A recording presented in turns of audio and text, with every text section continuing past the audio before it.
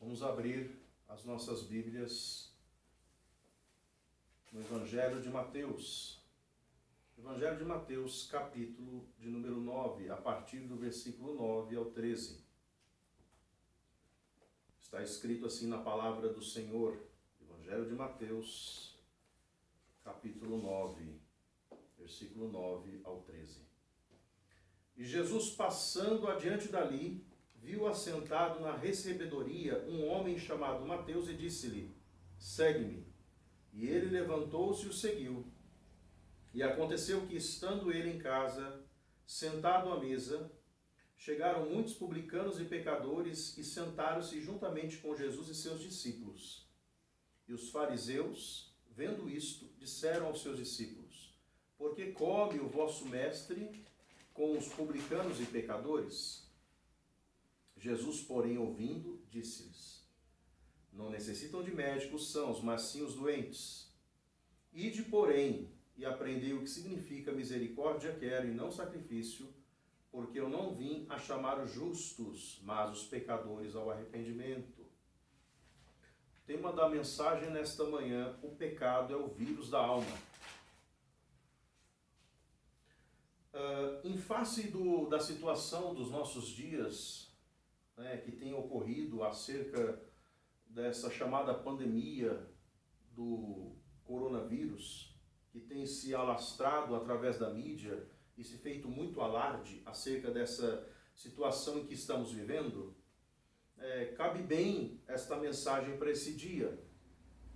A palavra de Deus diz no livro de Eclesiastes, capítulo 9, versículo 2, que todas as coisas sucedem igualmente, tanto ao justo como ao ímpio.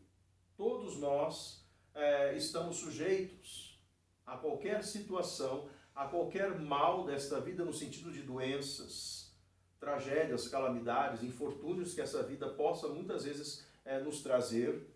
Todos nós, justos e ímpios, salvos e não salvos, podemos passar por essas coisas. Isso é uma realidade. Mas qual a diferença entre um justo e um ímpio nessa questão? Se todos passamos igualmente, qual é a diferença em relação à ação, ao propósito desses males e, no caso, digamos assim, desse coronavírus, dessa doença estar matando muitas pessoas, principalmente pessoas mais idosas, de idade avançada? Qual o propósito de tudo isso para a humanidade em geral? Para a humanidade em geral, o propósito é que Deus, ele chama a humanidade, e no caso aqueles que ainda não estão salvos, os ímpios, para o arrependimento. O propósito dessas doenças e enfermidades é para que o homem saiba que há um dia de juízo, um dia de prestação de contas diante de Deus. E digo, não é a forma como vamos morrer que importa, porque um dia todos nós vamos morrer. Todos nós vamos morrer um dia, de uma forma ou de outra. Infelizmente, é claro, uns morrem de forma trágica, outros morrem dormindo. Mas a questão não é como vamos morrer. A questão é que um dia vamos morrer, e se nós morrermos não estando salvos por Cristo nesta vida, nós entraremos em juízo, um juízo eterno diante de Deus. Esse vírus, ele pode só matar o corpo. Mas aquele que não está salvo, aquele que é ímpio, o pecado mata a alma eternamente. O vírus mata só o corpo, mas o pecado daquele que não se arrependeu e não creu em Cristo pode levar a sua alma eternamente, a uma morte eterna, eternamente no inferno. Esta é que é a situação. E esta mensagem é bem oportuna para isso. No capítulo 9 de Mateus, a partir do versículo 9, a passagem diz assim: e Jesus, passando adiante dali, viu assentado na recebedoria um homem chamado Mateus e disse-lhe: segue-me, e ele levantou-se e o seguiu. Aqui nós começamos a ver que o Senhor Jesus, ele faz o chamado para a salvação a Mateus, tá? Mateus, ele estava na recebedoria, ou seja, na coletoria. Mateus era um publicano, um coletor de impostos, e ele trabalhava no porto de Cafarnaum. possivelmente Mateus já tivesse ouvido acerca de Cristo, acerca do Messias. Mateus era um judeu, porém era um judeu que era cobrador de impostos. Então, por ser um cobrador, por ser um coletor de impostos, ele era mal visto pela sua própria nação, pelos seus patrícios, pelos seus conterrâneos, pelos próprios judeus, seus irmãos. Por quê? Porque os publicanos, eles cobravam impostos, mas de maneira corrupta. Eles extorquiam parte do valor para si e davam outra parte desse valor do imposto para Roma. Então, além deles venderem a nação dos judeus para Roma, que isso para os judeus era uma opressão, era um jugo, eles também faziam usufruto e ganho ilícito por corrupção em cima dos seus próprios irmãos. Então, Mateus, apesar de estar trabalhando, era um trabalho altamente corruptível. Era um trabalho que não era mal visto perante os seus. Então, Mateus, ele estava ali, sentado no seu trabalho, praticando um trabalho, mas ao mesmo tempo pecando contra Deus. Mas não estava oculto, Mateus estava ali.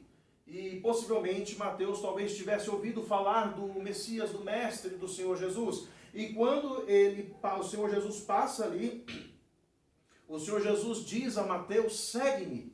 É interessante que Mateus ele não hesita, Mateus deixa tudo e segue o Senhor. Deixa toda aquela boa vida material, financeira, regalada que ele havia adquirido, como muitas pessoas nos nossos dias usufruem de bens materiais, de muito dinheiro, de favores terrenos, muitas vezes também igualmente ilícitos, como Mateus, muitos ganhos, infelizmente, são de forma errada, são de forma corruptível nos nossos dias, mas se usufrui, né, da mesma forma. E Mateus, tendo todo esse regalo material financeiro, ali não fala que Mateus era um homem enfermo, um homem doente, então possivelmente ele gozasse de uma boa saúde, talvez ele tivesse uma família boa, e ele tinha o seu convívio entre os publicanos judeus, ele tinha um convívio, nós vamos entender isso, ele tinha um bom convívio, então ele não precisaria talvez de seguir a Cristo, se olharmos com uma ótica natural das coisas. Porque muitas pessoas colocam o Senhor Jesus como a última esperança, o fim da fila. Eu tento aqui, eu tento lá, eu busco uma porta aqui, eu tento fazer algo aqui, e se não der certo eu vou lá e consulto a Deus, eu vou a Cristo para ver se Ele resolve o meu problema. E isso é um engano terrível, achar que Cristo veio para resolver problemas terrenos, problemas materiais da vida do ser humano. Não é esse o propósito para o qual Cristo veio a este mundo. O Senhor Jesus veio a este mundo para buscar e salvar o que se havia perdido. Jesus veio a este mundo para buscar pecadores, livrá-los de um juízo certeiro e vindouro. Mateus estava ali na coletoria, na recebedoria, pegando o dinheiro do povo, de uma forma errada, de uma forma ilícita. E é tão interessante que este evangelho que nós lemos de Mateus foi escrito pelo próprio Mateus, que também se chama Levi. O nome Mateus, alguns teólogos do passado dizem que possivelmente tenha sido esse nome Mateus dado a Levi, porque Levi era um nome ilustre, um nome nobre também de Mateus, e Mateus talvez tenha sido um nome dado pelo próprio Senhor Jesus a ele, como o Senhor Jesus deu o nome de Pedro a Simão. E Mateus significa presente do Senhor. E Mateus, o cobrador de impostos, o coletor, o pecador, o publicano, o iníquo, porque andava no pecado, na sua maldade, ele tornou-se um presente de Deus, tornou-se um apóstolo para a obra do Senhor Jesus, para a igreja de Cristo. Deus chama Mateus da coletoria, da recebedoria, da sua prática de pecado. Deus chama Mateus e Mateus o segue, sem hesitar. Assim deve ser todo aquele que é chamado por Cristo, pelo seu santo evangelho.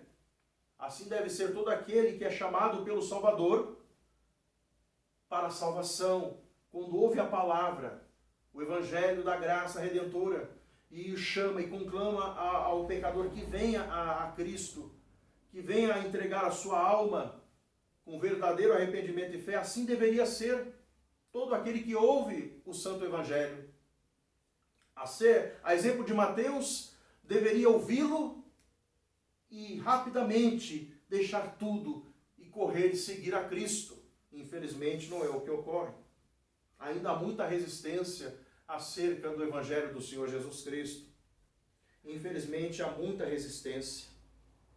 Há muitas pessoas que não conseguem enxergar que acerca do exemplo de Mateus, o próprio Verbo encarnado, a palavra viva, o Deus vivo estava lá diante dele, o chamando para estar para sempre com ele e para servi-lo ainda nesta vida.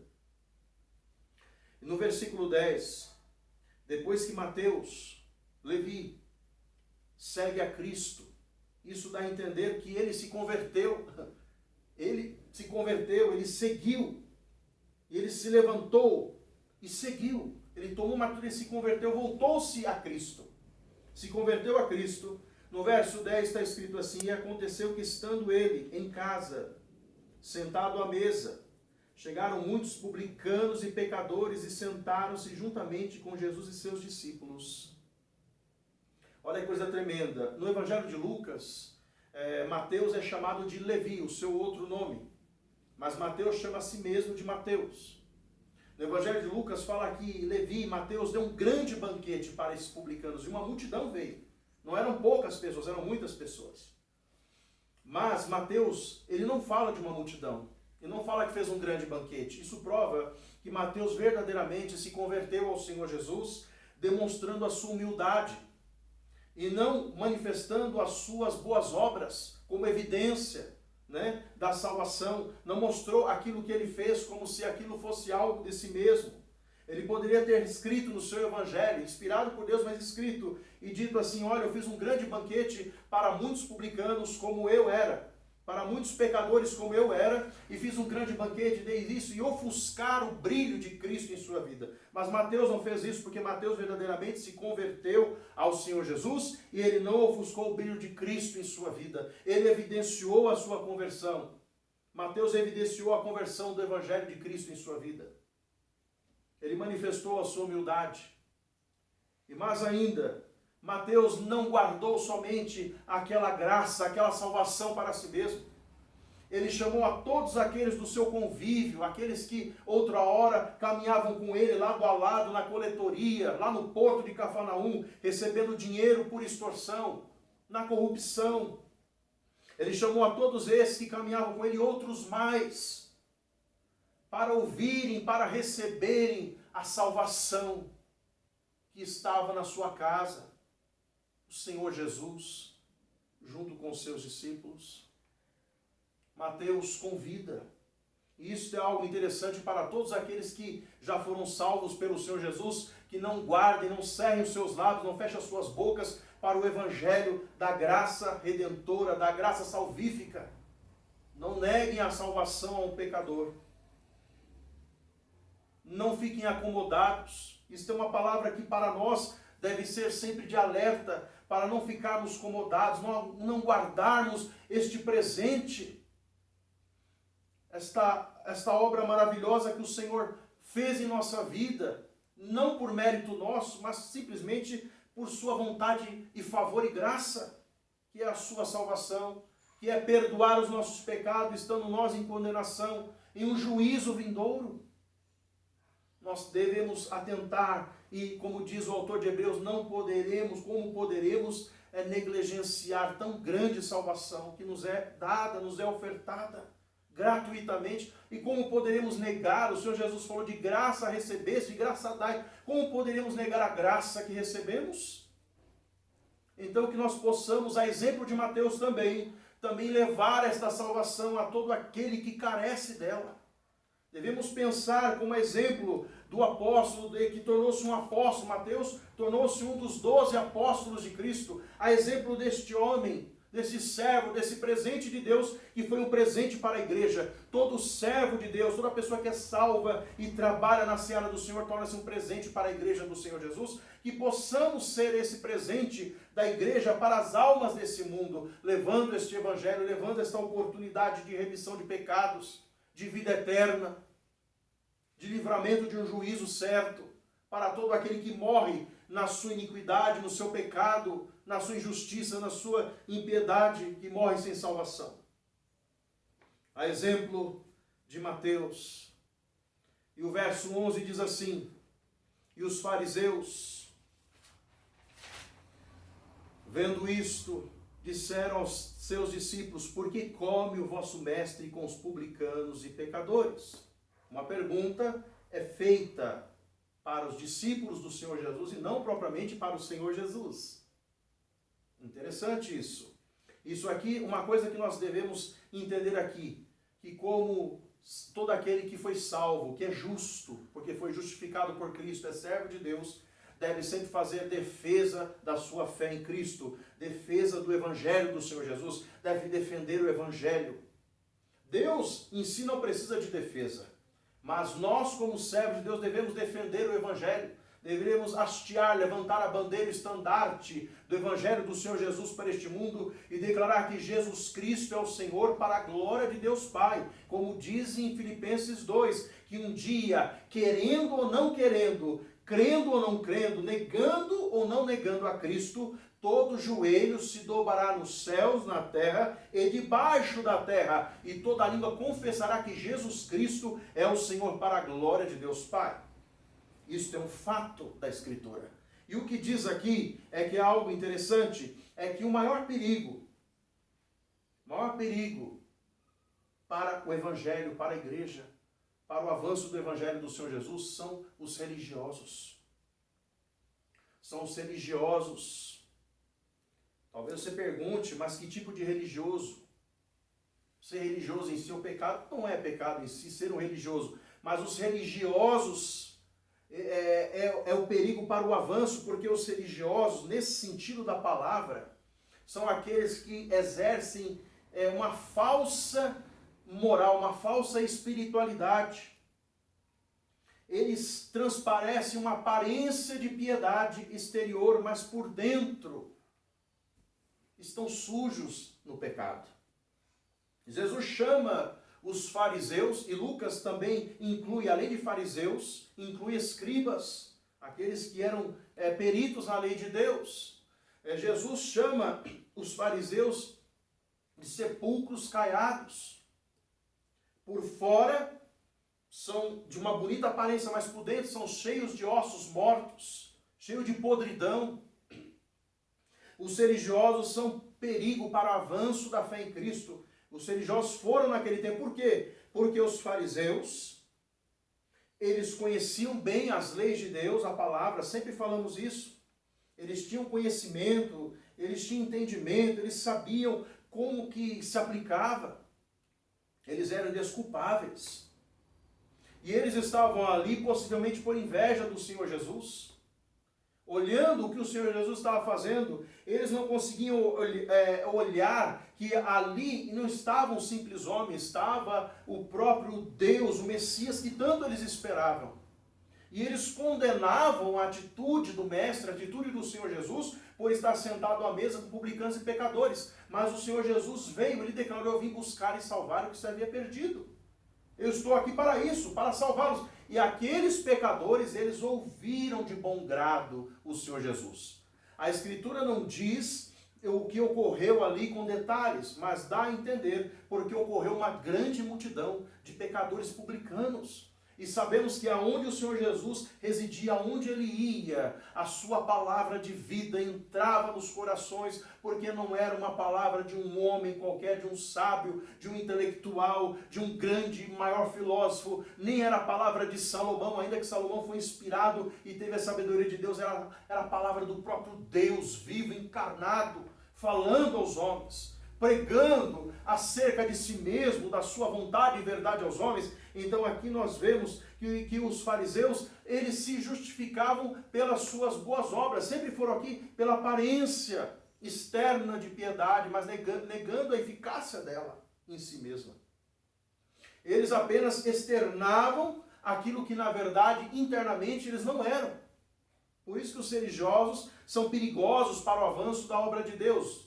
Os falsos religiosos, aqueles que na verdade eles aparentam ser o que não são. E eles condenavam interiormente, com a sua declaração maliciosa, a pergunta que eles fizeram aos seus discípulos, eles condenaram a atitude do Senhor Jesus. Ah, como pode ser este um profeta? se ele come no meio deles, por assim dizer, deveria ser a colocação, os pensamentos em suas cabeças, mas pelo fato deles se acharem melhores, mais justos, eles mesmos estavam condenados.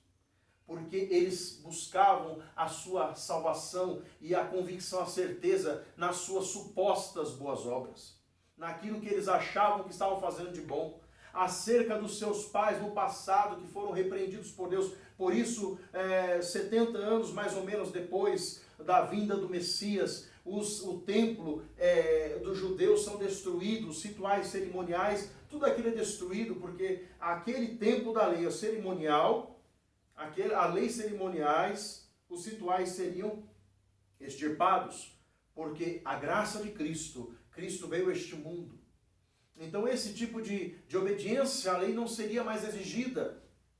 O que acontece é que, por que isto? Porque no passado, o povo de Israel, a exemplo desses religiosos, sacrificavam animais e cada vítima sacrificada, cada boi, cada ovelha, cada bode, era sacrificado para expiação, para levar a culpa do pecado do povo.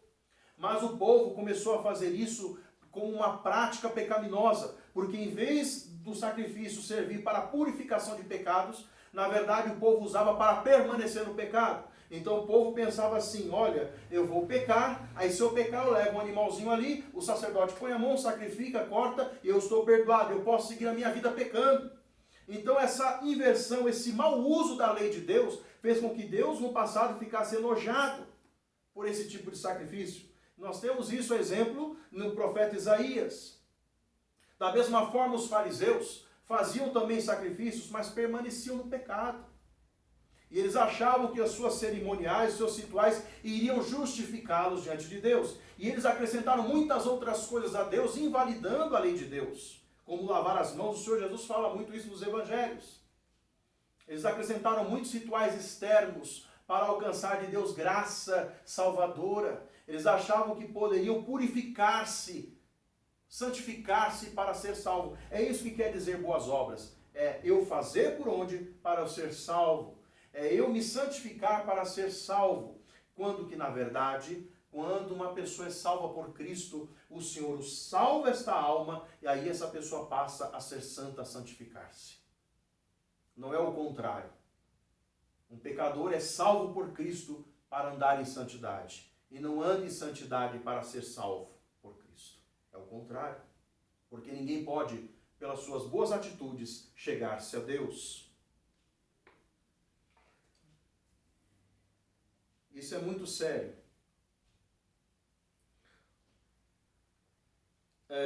Continuando, versículo 12 e 13.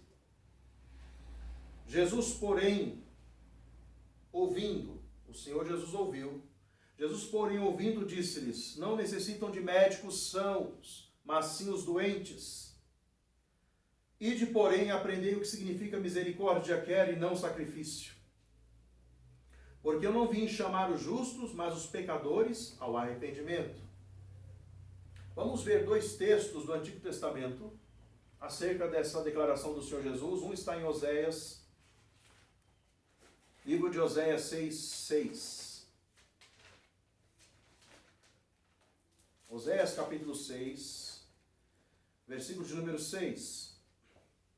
Está escrito assim. Livro do profeta Oséias, capítulo 6, versículo 6. Porque eu quero a misericórdia e não o sacrifício, e o conhecimento de Deus mais do que os holocaustos. Isso no Antigo Testamento. O profeta, inspirado por Deus, pelo Espírito de Deus, escreve estas palavras. Porque eu quero a misericórdia e não o sacrifício, e o conhecimento de Deus mais do que os holocaustos. Agora em 1 Samuel, um pouco mais atrás, séculos atrás, capítulo 15, versículo 22. Aqui nesta passagem, o profeta Samuel repreende o rei Saul pela sua desobediência a Deus em querer agir como um sacerdote, ao qual ele não foi chamado por Deus. 1 Samuel, capítulo 15, versículo 22. Porém, Samuel disse, tem porventura o Senhor tanto prazer em holocaustos e sacrifícios, como em que se obedeça a palavra do Senhor? É uma pergunta que o profeta faz a Saul. Eis que responde essa pergunta dizendo: eis que obedecer é melhor do que sacrificar, e o atender melhor do que a gordura de carneiros. O que Deus requer das pessoas? O que Deus requer? Obediência. A Bíblia diz, no livro de Atos dos Apóstolos,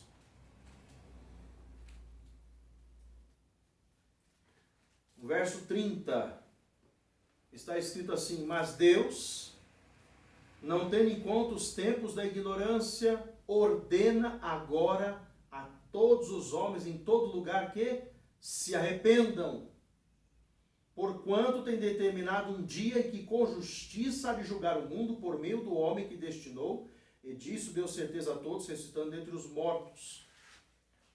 Deus ordena. O que Deus pediu? O que Deus requer? A obediência do pecador. Aquele que ouve a palavra, o evangelho do Senhor Jesus, deve responder com arrependimento e fé. Isso é uma ordem do Senhor.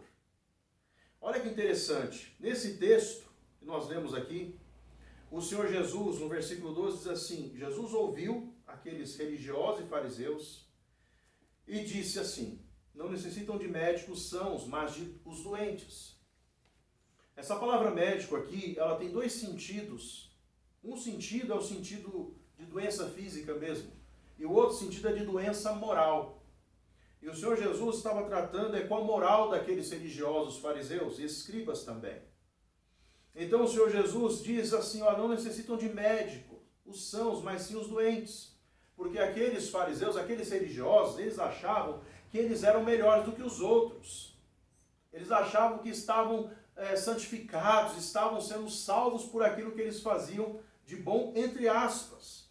Há muitos tipos de pessoas assim hoje. Tem pessoas que se acham melhores do que as outras, acham que tem uma melhor moral. Tem uma pessoa que olha para aquela pessoa que está lá na sarjeta, na calçada, está bêbada, alcoolizada, está caída no vício, em qualquer tipo de vício, e diz: essa pessoa que precisa ouvir o evangelho. Ela que precisa ouvir. Eu não preciso, eu não bebo, eu não fumo, eu sou santa, né? Quase santa. Ela precisa ouvir, eu não preciso ouvir o evangelho. Aquele lá, tá perdido, olha o que ele está fazendo de errado, ele está roubando, ele precisa ouvir o evangelho. Quer dizer, sempre o outro precisa ouvir o evangelho, eu não preciso ouvir o evangelho. Esse é o tipo claro, o exemplo de uma pessoa religiosa, que acha que somente aquela pessoa que está naquela condição, numa condição moral inferior a ela, ela acha que a condição moral dela está melhor que a dela.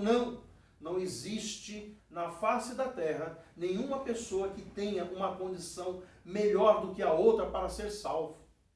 Ninguém é salvo por aquilo que faz de bom. E ninguém não é impedido de ser salvo por aquilo que faz de mal. Porque a salvação é graça do Senhor. Salvação é graça. Como diz a palavra de Deus em Efésios 2,8, porque pela graça sois salvos por meio da fé, isto não vem de vós, é dom de Deus, não de obras para que ninguém se vanglorie. Ou seja, se a salvação é graça, então não há nada que eu possa fazer de bom diante de Deus, de um Deus santo e justo, que possa justificar-me do meu pecado e me salvar. Então não importa o que eu faça de bom. A Escritura diz que aquele que sabe o bem que deve fazer e não faz, comete pecado. Está lá em Tiago 4,17. Então aquilo que eu devo fazer nesta vida de bom é obrigação diante de Deus, mas não traz salvação. Boas ações é o dever de todo ser humano, mas não salvará nenhum ser humano. É obrigação. O que Deus requer de nós é arrependimento e fé. É uma conversão verdadeira, genuína.